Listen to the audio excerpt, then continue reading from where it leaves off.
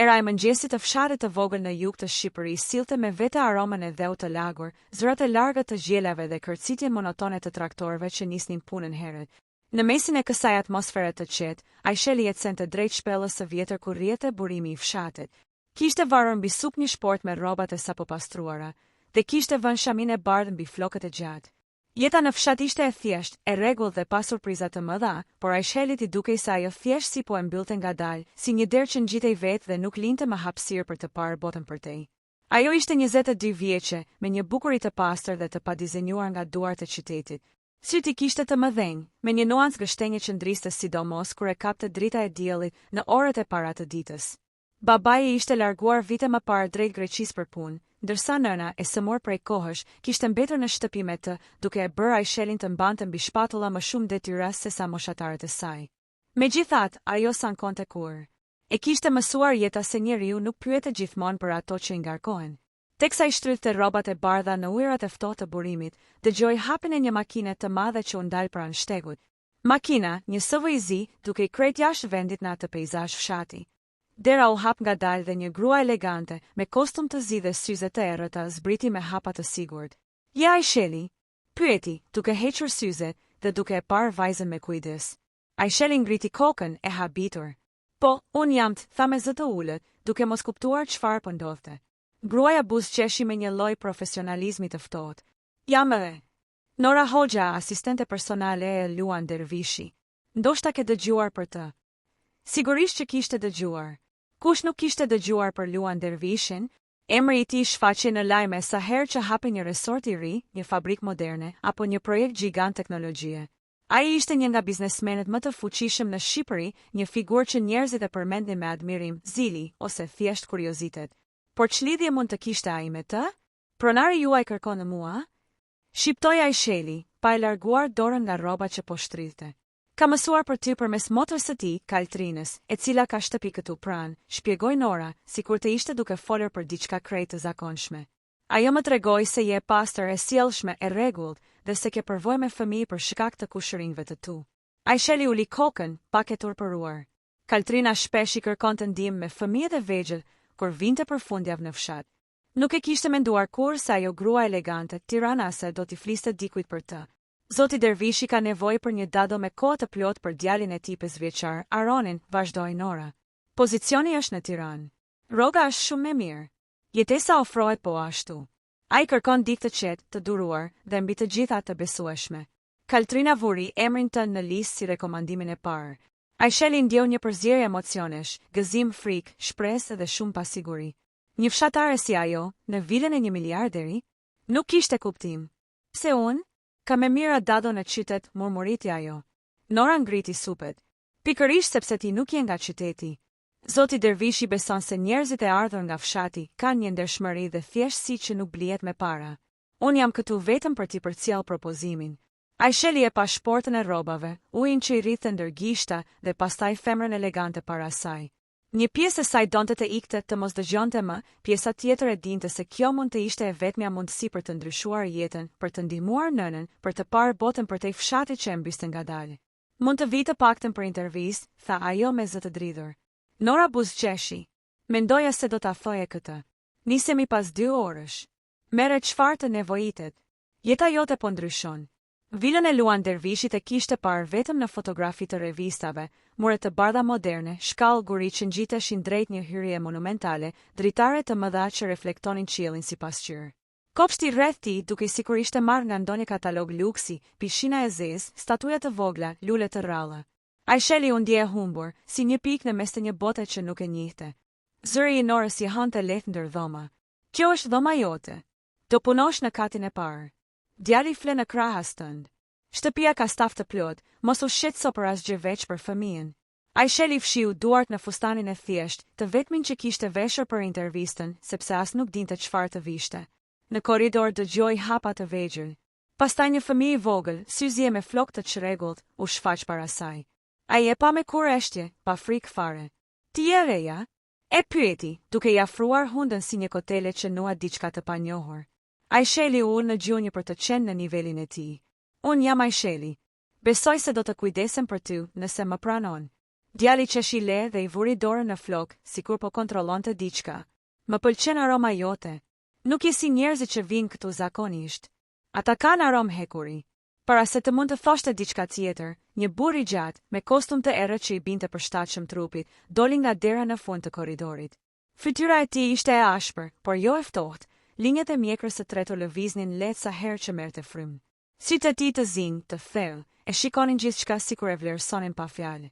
Luan Dervishi, njeriu që kontrollonte kompani të tëra, njeriu që njerëzit e shihnin me frikë e respekt, njeriu që tani po I afrohej asaj, vajzës së fshatit që deri një ditë më parë shtrydhte rroba në burim. Ti duhet të jesh Aisheli, tha ai me një ton të qetë, por të prerë. Mirë se erdhe në shtëpinë time. Ajo u ngrit në këmbë, pak e hutuar, pa ditur si të sillej. Faleminderit zoti Dervishi. Luan e vështroi asaj fytyrën për disa sekonda që ju dukën orë. Ishte vështrimi I thellë, studiues, jo gjykues. Pastaj ai lëshoi një lloj buzëqeshjeje sa për mirësjellje. Aron të pëlqen, tha ai duke parë djalin që ende I mbante dorën. Kjo është e rrallë. Aisheli u skuq lehtë. Edhe mua më pëlqen shumë ai. Luan uli kokën në një mënyrë të vështirë për t'u deshifruar. Dhe në atë moment, pa e kuptuar ende, aty nisi gjithçka. Fillimi I një historie që askush nuk do ta kishte parashikuar. Shpresoj të qëndrosh gjatë, tha ai. Shtëpia ka nevojë për dikë si ty. Nuk e tha me ton flirtues, por mënyra si e tha, mënyra si sytë e tij rrëshitën lehtë mbi fytyrën e saj I ngeli në mendje gjatë. Aisheli nuk e dinte akoma, por ai burri I fuqishëm. Do të gjente tek ajo atë që nuk e kishte gjetur askund tjetër. Natën e parë në vilën e madhe, Aisheli mezi fjeti. Jo se dhoma ishte e pakëndshme, përkundrazi, ajo dhomë ishte më e bukur dhe më e madhe se e gjithë shtëpia e saj në fshat. Krevati ishte I butë sa duke I sikur të përqafonte sa herë që shtriheshe, dhe dritarja e gjërshite drejt kopshtit të ndriçuar lehtë nga llambat e natës që qëndronin të fshehura pas shkureve të formësuara me kujdes. Por pikërisht ajo bukuri, ajo rehat, ajo qetësi elitare e bënte Aishelin të ndiej jashtë vendit. Zhurmat e fshatit, qend, gjelat, era që godiste tjegullat e çara, I mungonin në mënyrë të çuditshme. Sa herë që mbyllte syt, mendja I shkonte tek nëna e saj, e ulur në dhomën e vogël pranë sobës, duke pritur nga dritarja kur Aisheli të merrte telefon për t'i thënë se kishte arritur mirë. Dhe megjithse e kishte telefonuar para gjumit, zemra e rrihte ende me një ankth të lehtë, thuajse ndërtuar nga faji që kishte lënë nënën vetëm. Diku pas mesnatës, dëgjoi hapa të vegjël. Fillimisht mendoi se po I ngjante, por kur ngriti kokën, pa dritën e korridorit që thyej paksa në nder. Dikush po ecte lehtë, sikur përpiqej të mos bënte zhurmë. Ajo u ngrit but nga krevati dhe hapi derën. Aron, djali I vogël, ishte ulur në dy shekun që punonjësit e pastronin çdo mbrëmje në korridor, duke luajtur me një lodër të vogël që shkëlqente. Nuk duke I trembur, por I vetëm. Aron, pse nuk fle? I tha Aisheli me zë të ulët. Djali ngriti kokën, me sytë e tij të mëdhenj të zinj që shikonin me një pafajësi të thellë. S'më pëlqen të fle vetëm, tha me një sinqeritet të thjeshtë. Babai punon deri vonë. Aisheli ndjeu diçka që ju ngjesh në gjoks. Kjo shtëpi ishte e madhe, por brenda saj jetonte një fëmijë që mbytej çdo natë në vetmi. Ajo ul pranë tij, e tërhoqi but dhe e çoi në dhomën e saj. Djali u fut në mbatanie, sikur ta kishte bërë 10 herë më parë. Nuk foli më asgjë, vetëm vuri kokën mbi shpatullën e Aishelit dhe u qetësua ngadalë. Dhe në atë qetësi në errësirën e butë të dhomës, Aisheli mendoi për herë të parë se ndoshta vendi I saj nuk ishte aq I gabuar këtu. Ndoshta dikush e kishte dashur praninë e saj më shumë se sa e mendonte. Në mëngjes, kur doli nga dhoma me Aronin për dore, Nora e priti në korridor, duke mbajtur tableta e telefonat si gjithmonë, me atë sharmin e akullt të një gruaje që gjithçka e ka nën kontroll. Zoti Dervishi është në studio, tha ajo, duke I bërë shenja Aishelit të afrohej. Do të dëshironte t'ju shihte të dyve. Në studion e madhe, Luan Dervishi rrinte ulur mbi një tavolinë prej drurit të errët, me dritën e mëngjesit që binte mbi të. Duke I lodhur, sikur nata e kishte marrë më shumë se sa duhej. Por syri I tij I Zoti dalloi menjëherë dorën e vogël të Aronin që shtrëngonte dorën e Aishelit. Dhe diçka në fytyrën e tij ndryshoi. Diçka e lehtë, po thuaj e padukshme, por që e zbusu fort profilin e tij të mpret. Kalove natën me të? E pyeti qetë, pa e lëvizur tonin. Aisheli uli kokën. Ai erdhi vetë në dhomën time. Kishte frikë të flinte vetëm. Nuk doja ta lija në korridor. Pritej që ai ta çortonte, ta paralajmëronte, ta trajtonte me distancën që zakonisht përdorte me njerëzit që punonin për të. Por Luan vetëm mori frymë thellë dhe I kaloi dorën në flok djalit të vet. Nëna e tij ishte e vetmja që e qetësonte netëve, tha me një zë që rrallë kishte nostalgji. Ndoshta ti ke diçka të saj. Aisheli ngriti kokën e habitur, por Luan tashmë ishte kthyer drejt dokumenteve, duke mbyllur temën si një derë që nuk dëshironte ta linte hapur për shumë kohë. Por ajo fjali u ngulit tek Aisheli. Ai po të sheh ndryshe. Ditët që pasuan filluan të marrin ritëm. Aisheli mësoi mënyrat e shtëpisë, oraret e Aronin, mënyrën si i pëlqente të ushqehej, si i duhej përqafuar kur kishte ndonjë ankth të vogël. Mësuese private vinte çdo ditë, ndërsa Aisheli shndronte pranë, duke e shoqëruar me një durim që askush në shtëpi nuk e kishte treguar më parë. Dhe Luan e vëzhgonte këtë gjë. Fillimi ishte nga larg, pastaj nga afër, pastaj krejt hapur. Her pas here, ai futej në kuzhinë shpejt, gjëra për kafe, por shndronte disa çaste më shumë se ç'duhej, duke parë Aronin që qeshte për diçka që Aisheli i tregonte. Kishte ditë kur ai e kapte veten duke dëgjuar zërin e saj nga korridori, një zë që ishte i ngrohtë, pa ngurim, pa interes, një zë i thjeshtë. Një zë që nuk kërkonte asgjë prej tij. Dhe kjo ishte gjëja më e rrezikshme, sepse Luani gjithmonë i ishin afruar njerëzit që donin diçka prej tij. Para, punë, status, lidhje. Gjithmonë kishte kuptuar që pas buzëqeshjeve të tyre fshihej një llogari. Por kjo vajzë nuk kërkonte asgjë. Dhe kjo plagoste më shumë se ç'duhej. Një pasdite, ndërsa Aisheli po i lexonte Aronin një libër pranë pishinës, Luan doli aty me telefonin në dorë. U abefasuan syt një herë të dyve, sepse zakonisht ai rrinte në zyrë deri në mbrëmje. Dua të bisedoj pak me ty, i tha Aishelit. Vetëm për disa minuta. Ajo la librin në prehër dhe për një çast u ndje sikur po e thërrisnin në provim. Zemra i rrite fort. Ai e mori paksa në hije, në një vend ku nuk i shihte askush. Kam vërejtur mënyrën si kujdesesh për Aronin, tha me ton të ulët, por të qëndrueshëm. Është edhe rrallë. Ajo u skuq, pa ditur si t'i përgjigjej. Ai është një fëmijë shumë i mirë, vetëm ka nevojë për praninë e dikujt. Luan e pa drejtë në sy, dhe ai vështrim nuk ishte më i ftohtë as studimor. Ishte një vështrim që sikur po thyente një rregull të tij të brendshëm. Unë kam nevojë për praninë e dikujt, tha ngadalë, sikur s'ishte i sigurt nëse duhej ta thoshte. Aisheli mbeti pa frymë. Ai u ndal, pastaj mori kthesën profesionale, sikur të ishte kapur në befasi nga vetja. Dua të them të shtëpia ka nevojë për njerëz si ty. Pastaj shtoi më butë, dhe Aroni ka nevojë për ty më shumë se ç'mendova. Por ajo e kishte dëgjuar mirë nën tekstin. Dhe ai e dinte se ajo e kishte kuptuar. Që nga ajo ditë, tensioni i padukshëm midis tyre filloi të rritej, ashtu si dallgët që rriten ngadalë para stuhis. Ajo e ndjente në mënyrën si ai e shihte kur mendonte se ajo nuk e shihte. Ai e ndjente në mënyrën si zëri i saj i dridhej pak kur i fliste. Dhe vila e madhe, me gjithë stafin e saj, nuk arrinte ta fshite me atë energji të re që lëvizte mes tyre. Dhe ishte vetëm fillimi. Disa javë pas mbërritjes së Aishelit, jeta në vilën e dervishajve filloi të marrë një ritëm të ri të pazakonshëm. Ajo ndjente që prania e saj kishte sjellë një lloj qetësie në shtëpi, një qetësi që nuk ishte aty më parë, një frymë e butë për ditëshmërisë që nuk e kishte të bënte as me parat, as me rregullat, as me madhështinë e vilës. Në fakt, ajo qetësi vinte nga prezenca e një njeriu të thjeshtë që vinte nga fshati, por që dinte të prekte gjëra që njerëzit me pasuri nuk arrinin t'i preknin dot. Aroni ishte bërë si hija e saj. Ai ecte pas saj nëpër korridoret e gjata, në kopshtet e rregulluara me kujdes, rreth pishinës, madje edhe gjatë drekës, duke e kërkuar atë me sytë e tij të qetë, sikur vetëm ajo mund t'ia rregullonte botën. Mësuesja private ishte e kënaqur, për herë të parë ai po përparonte. Dikur kishte shpërqendrim të madh, tani rrinte i ulur, i fokusuar, vetëm sepse Aisheli ishte aty dhe i rrinte pranë, duke i dhënë një ndjenjë sigurie që vetëm figura e nënës dinte t'ia jepte dikur. Nora ishte e vetmja që i vëzhgonte gjërat nga një kënd tjetër. Ajo nuk ishte kundër Aishelit, përkundrazi e respektonte punën e saj dhe qasjen e butë. Por sytë e saj të trajnuar për të lexuar lëvizjet subtile të botës së pasurisë, filluan të kapnin diçka që të tjerët nuk e shihnin, mënyrën si Luan Dervishi ndalej pak më shumë në dhomën e ditës kur Aisheli ishte aty, mënyrën si ai heshti, por dëgjonte nga larg zërin e saj, duke pritur momentin kur ajo do të kalonte në korridor, mënyrën si ndonjëherë fshinte qafe me dorë, një gjest që ai e bënte vetëm kur ishte vërtet i shqetësuar ose i hutuar. Dhe ajo hutim vinte vetëm nga një arsye, vajza e panjohur që askush nuk do ta kishte menduar se do t'i lëkunte zemrën. Aisheli nuk e kuptonte plotësisht këtë gjë, edhe pse intuita e saj, e mprehur nga jeta e thjeshtë dhe vëzhgimet e sinqerta, ndjente se diçka po ndryshonte. Ajo nuk kërkonte asgjë, nuk e provokonte askën, nuk i afrohej Luanit për arsye të fshehta. Madje përpiqej që të mos i rrinte shumë pranë. Sa herë ai ishte në një dhomë, ajo zgjidhte një hapësirë ku mund të qëndronte pa tërhequr vëmendje. Por pikërisht ky lloj qëndrimi i natyrshëm dhe jo i detyruar e bënte praninë e saj edhe më tërheqëse për të. Një pasdite me rreshjet e para të vjeshtës, në vill mbizotëroi një qetësi e çuditshme. Aroni po flinte. Stafi ishte duke u marrë me punët e zakonshme. Nora ishte larguar për një takim të shkurtër.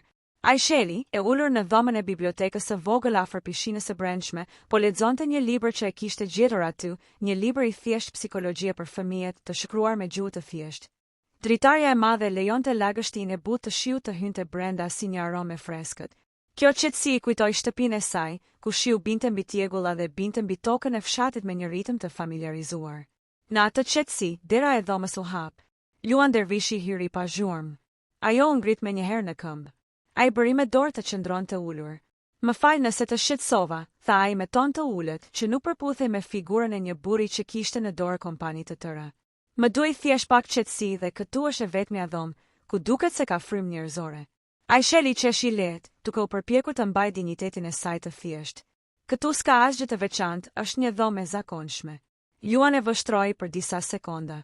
Shtëpia ime ka qenë gjithmonë e plot me gjëra, por bosh nga njerëzit.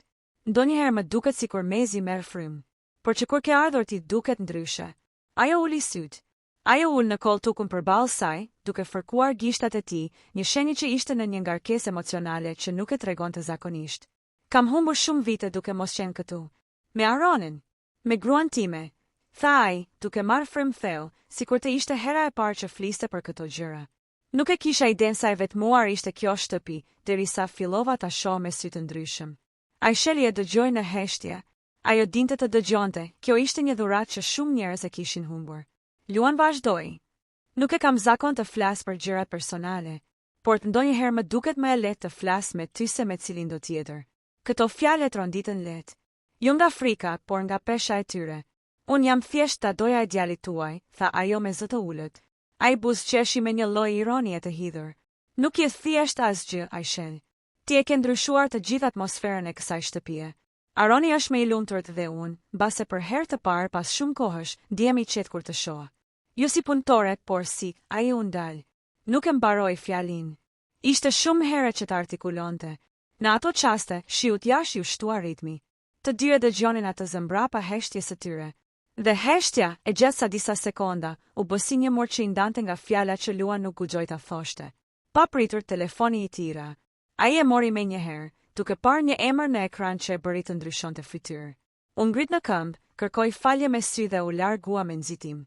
Aisheli mbeti vetëm, por ajo që kishte ndodhur në atë dhomë, në ato minuta të shkurtra, i rrite ende në zhoks. Ajo e dinte se Luan kishte një barë të fortë emocionale. Dhe ajo e dinte po ashtu se ai po afrohej shumë pranë një kufiri që deri atë ditë ishte i paimagjinueshëm.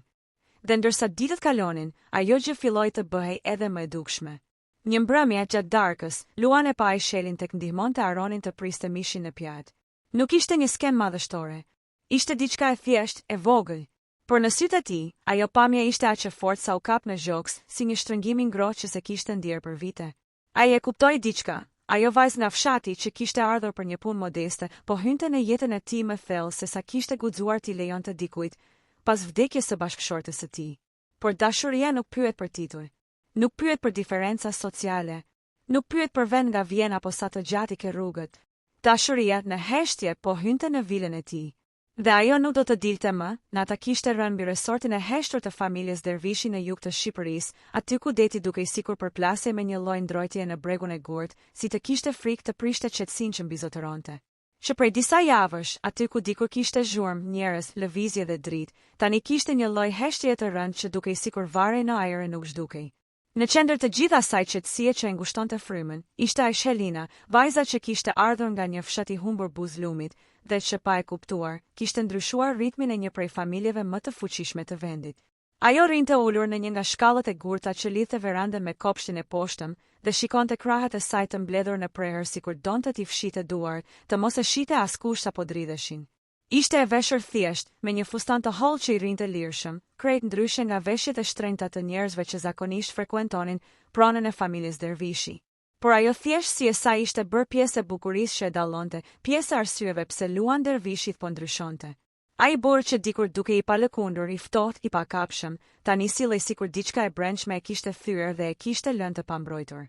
Që kur kishte nisur të kuptonte se ndjesitë e tij nuk ishin më thjesht një impuls i çuditshëm, por një tërheqje e vërtetë, ai nuk ndjehej më rehat as me veten as me botën e tij.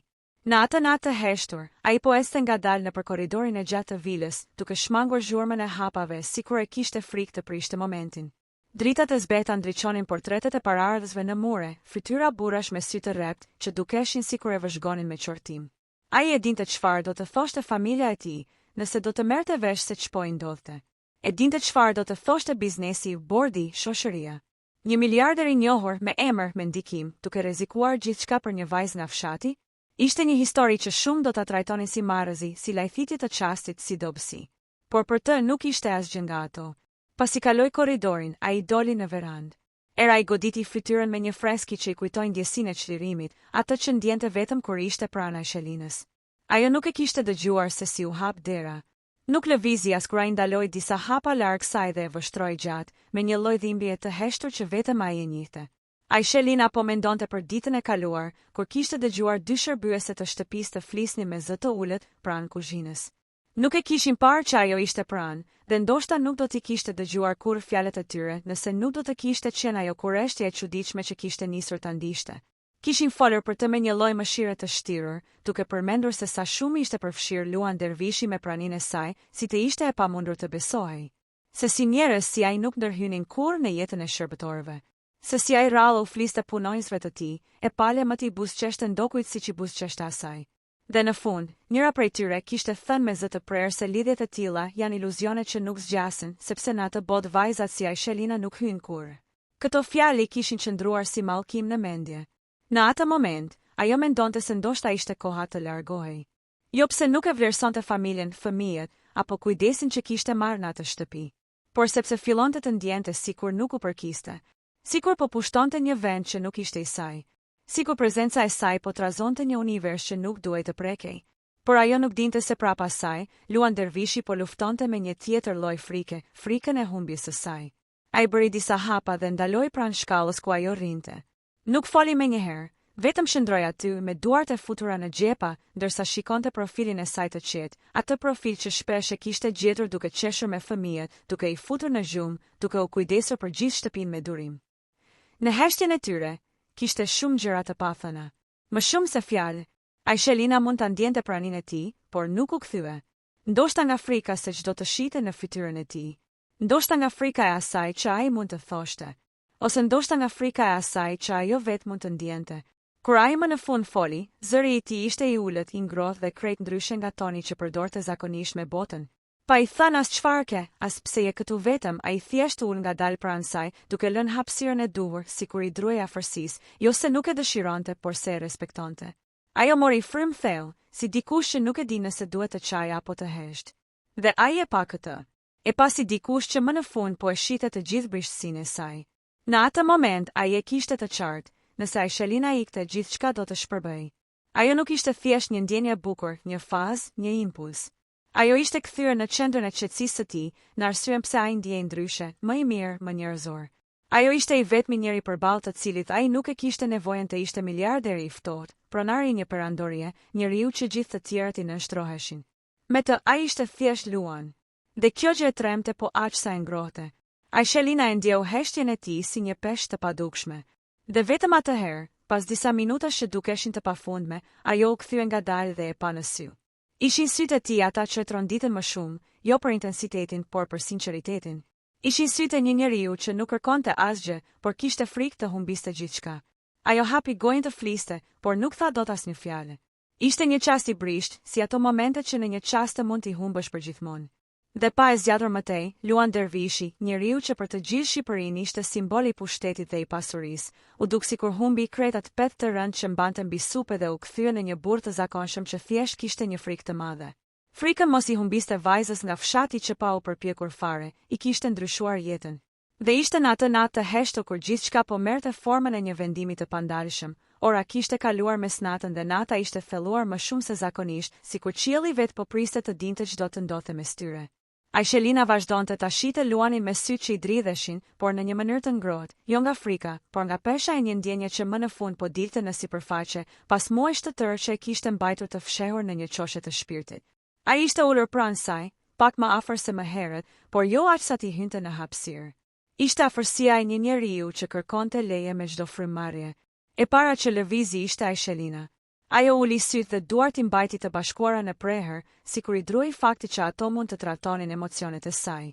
Flokët e gjatë I ranë mbi fytyrë kur ajo ndryshoi pozicion, dhe për një moment Luanit ju duk sikur pa para vetes të gjithë pafajësinë dhe forcën që e kishin tërhequr tek ajo prej ditës së parë që e kishte parë të mbante për dorë të voglën e shtëpisë me një durim që rrallë shite në botën e tij të çrregullt.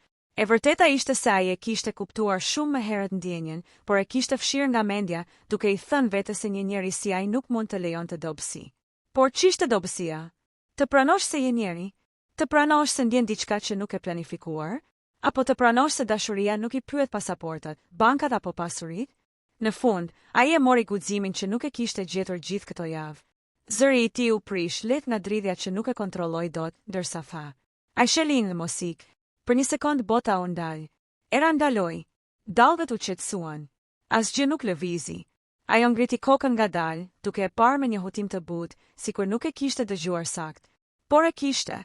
Ajo vetëm nuk ishte gati ta pranonte. Ai vazhdoi, me zërin tashmë më të qartë, por me një lloj brishësie që ai vetë nuk e kishte treguar kurrë para askujt tjetër. Nëse largohesh gjithçka këtu do të zbrazet. Shtëpia, fëmijët, unë vetë. Do të mbetet një vend I ftohtë. Ti e ke mbushur këtë shtëpi me diçka që nuk e kisha parë prej vitesh. Mos më merr atë dritë. Aishelina uli syt. Zemra I rritë fort. Edhe ajo kishte luftuar me ndjenjat e veta. Jo pse nuk e ndjente diçka, por sepse kishte menduar se ishte e pamundur.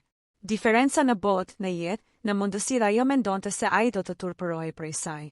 Se do ta braktiste sa të lodhej prej asaj risi të momentit. Pastaj foli shumë lehtë, si dikush që nuk është I sigurt nëse ka të drejtë të flasë. Unë nuk e di nëse e kam vendin këtu. Nuk dua të jem barë. Nuk dua të flasin njerëzit, keq për ju, për mua. Ai ton kokën me një shprehje që nuk e kishte vënë kurrë me kaq sinqeritet. Nuk më intereson çfarë thon njerëzit. Asnjëherë s'më ka interesuar më pak se tani. Ti si e barë. Ti e vetmja gjë që ka qenë e vërtet në këtë shtëpi prej shumë kohësh. Fjalët e tij ranë mbi të si një rebesh I butë që shplante gjithë dyshimet që e kishin ndjekur. Por prap, ajo kishte frikë. Frika e dikujt që e ka ndërtuar jetën mbi asgjë dhe nuk e beson se mund t'i ndodhë diçka e bukur. Frika e dikujt që e ka parë jetën t'i jap pak e t'i marrë shumë. Ai ju afrua pak më shumë dhe zgjati dorën. Nuk e preku, vetëm e mbajti afër sikur I kërkonte leje. Lëreni botën të thotë ç'të doje. Unë dua të qëndrosh. Nuk ta kërkoj si punonise. Nuk ta kërkoj si dado. Ta kërkoj si njeri. Si dikush për të cilin kam ndjenja që si kam pasur prej vitesh. Ajo ngriti syt drejt tij. Nuk kishte mas një dyshim se çfarë ndjente. Ishte dashuri, e thjesht, e papritur, e pastër, por dashuria kishte nevojë për fjalë. Edhe unë, tha ajo më në fund, me një zë që mezi e dëgjoj vetë, kam ndjenja për ju. Në atë çast ai nuk ju afrua, nuk e preku, nuk e mori në krah. Luan Dervishi bëri diçka që askush nuk do ta kishte imagjinuar nga ai, uli kokën në shpatullat e saj, ashtu si një njeri që më në fund gjen strehen e vet dhe mori frymë thellë, si dikush që më në fund u shpëtua nga një stu që e kishte lënë pa frymë. Aishelina ngriti dorën e saj të brish dhe ja vendosi mbi flok, duke e mbajtur aty me një kujdes që vinte nga një ndjenjë e thellë, jo nga frika. Ajo e kuptoi se nuk ishte më vajza e fshatit që vinte për të punuar në shtëpinë e një të pasuri. Ishte bërë pjesë e jetës së dikujt që kishte parë shumë, por nuk kishte ndier mjaftueshëm. Pas pak minutash të gjatë, ai ngriti kokën, duke e parë sërish në sy. Tani kishte qartësi, vendosmëri dhe një lloj gëzimi që ai vetë mezi e njihte. Nesër dua t'i them gjithkujt. Dua të mos e fshehim.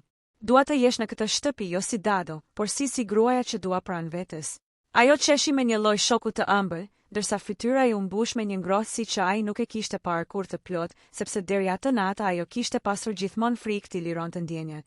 Nesërt, përsëriti ajo me zë të butë, mund të bëhet gjithçka. Ai e mori dorën e saj.